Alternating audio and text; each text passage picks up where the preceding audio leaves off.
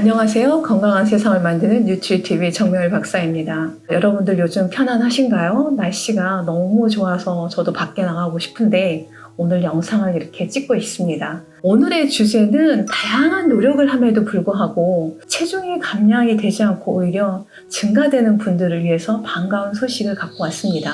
이런 분들에게 부족되기 쉬운 영양소가 있고 이것을 꼭 보충해주면 감량의 길로 들어설 수 있는 그런 영양소입니다. 그것이 뭘까요? 오늘 함께 알아볼까요? 이렇게 노력을 함에도 불구하고 체중이 쉽게 감량되지 않는 분들에게 공통 특징이 있죠. 첫 번째, 스트레스가 높은 편이에요. 저도 업무 스트레스가 과해서 노력한 만큼 살이 잘 빠지지 않기도 합니다. 또 저는 나이가 있어서도 더 그렇겠죠. 두 번째는 쉽게 불안 초조해지는 특징이 있습니다. 세 번째는 염증 지수가 높은 편이에요. 이런 분들은 강박적으로 운동과 다이어트에 매달리는 경향이 있습니다. 쉽게 체중이 감량되지 않다 보니까 더 불안 초조해지고 더 다이어트와 운동에 함몰되고 계속 악순환의 고리에 빠지게 되죠. 그 함정에서 꺼내줄 수 있는 영양소, 그것이 바로 아연입니다. 요즘 코로나 바이러스 때문에 약국 가면 아마 한 번쯤 드셔보시라고 약사분들께서 권했을 수도 있는 영양소입니다. 또 미국 대통령 트럼프가 코로나 바이러스로부터 보호하기 위해서 보충하는 영양소이기도 하죠. 이 아연은 염증 완화 효과가 뛰어나서 항염증 미네랄이라는 별명을 갖고 있기도 합니다. 또한 마음을 차분하게 해주기 때문에 진정 미네랄이라고도 불립니다. 그래서 이 스트레스 높으신 분들, 또 다이어트, 운동에 강박적으로 매달리는 분들에게 꼭 필요한 영양소죠. 아연의 기능을 보면 새로운 세포 합성, 세포 분열에 없어서는 안 될 필수 불가결한 미네랄이에요. 특히 이 성장기에 있는 아이들에게 세포 증식이 왕성하게 일어나기 때문에 아연이 굉장히 중요한 영양소입니다. 이 성인에서는 세포 분열이 왕성한 면역세포, 모발, 또 장세포, 건강에 아연이 매우 중요합니다.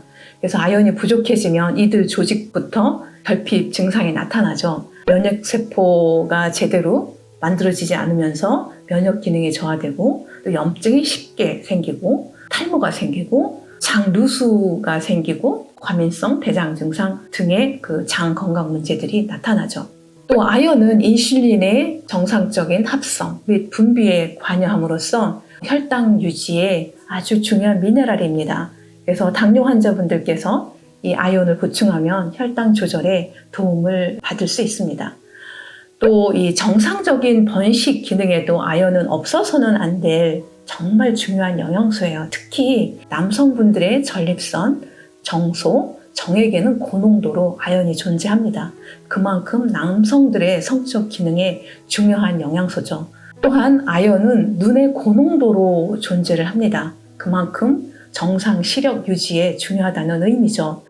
저도 아연을 보충하면서 나도 모르게 눈이 굉장히 편안해짐을 경험을 했어요. 또 신경계에서는 이 심피질과 전두엽에 아연이 많이 존재합니다. 그래서 이성적인 논리적 사고, 또 창의성, 직관에 아연은 없어서는 안 될 중요한 미네랄이죠.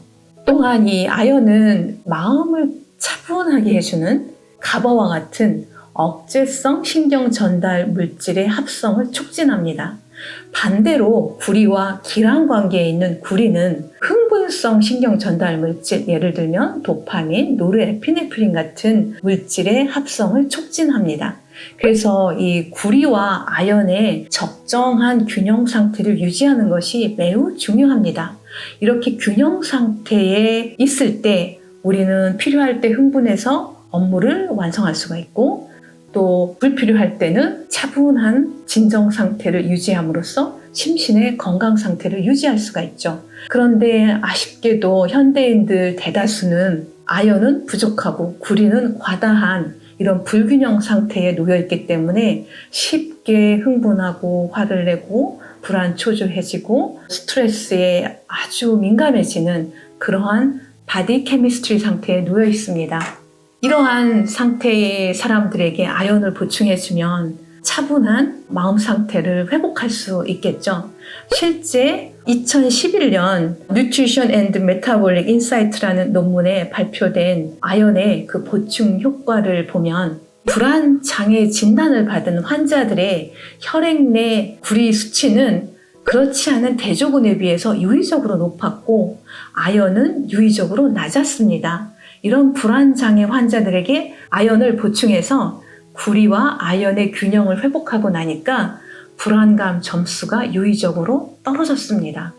아연은 또한 장 건강을 회복시키는데도 큰 도움이 되는 그런 미네랄입니다. 2001년도에 발표된 논문을 보면 크론병 환자 12명을 대상으로 매일 아연을 75mg을 보충을 8주 한 후에 장 투과성 검사를 해보니까 유의적으로 장 투과성이 낮아졌습니다. 즉, 장 누수가 개선됐다는 의미죠. 또한 아연은 칸디다균의 감염을 억제하는 효과도 탁월합니다. 소아 중환자실에 입원한 아이들을 대상으로 아연 보충 효과를 본 연구 결과가 있었는데요. 하루에 아연 20mg을 2주 동안 보충하고 나서 칸디다균 감염률을 보았어요. 그랬더니 아연 감염한 아이들은 아연을 보충하지 않은 그룹에 비해서 유의적으로 칸디다균 감염률이 떨어졌습니다. 제가 아연을 보충하고 나니까 아침에 배가 많이 좀 들어가는 것 같은 느낌을 받았거든요. 그래서 칸디다균이 장내에 있으면 배에 가스도 차고 배가 이렇게 빵빵해지는 그런 느낌들이 있잖아요. 그런 거를 해소하는데 아연이 도움이 될 수 있다는 의미입니다. 아연 보충 방법이에요.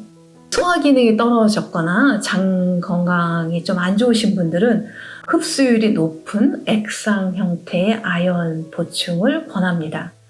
저도 나이가 있다 보니까 이 미네랄의 흡수율이 썩 좋지는 않은 것 같아요. 그래서 제가 이용한 형태도 액상 아연이었습니다. 이 액상 아연은 흡수율이 좋기 때문에 하루에 대략 한 5mg에서 한 7mg 정도 이용하시면 되겠습니다. 이 성인 기준이에요. 정이나 캡슐을 이용할 때는 성인 기준 대략 한 30mg 정도 보충하시면 되겠습니다. 보다 정확하게는 내 몸에 맞는 용량을 찾아서 보충하고자 할 경우에는 기능의학병원에 내원하셔서 의사의 도움을 받으시고요. 또는 모발 검사와 같은 기능의학 검사를 하시고 나서 본인에게 맞는 용량을 찾을 수도 있습니다. 아연 보충 시 주의할 점이에요. 이 아연을 고농도로 장기간 복용하게 되면 기랑 관계에 있는 구리가 고갈될 수 있습니다. 따라서 고농도로 장기간 아연을 보충할 경우에는 구리 보충도 꼭 고려하시기 바랍니다. 또 임신부들 같은 경우에 아연을 보충하면 에스트로겐 수치가 떨어져서 임신 유지에 영향을 받을 수 있습니다. 그래서 임신부들 같은 경우에는 아연 보충을 하고자 할 때는 꼭 병원에 내원하셔서 전문가의 안내를 따르시기 바랍니다. 오늘 영상의 요약이에요. 현대인들은 아연은 부족하고 구리는 과다한 그런 불균형 상태에 놓여 있습니다.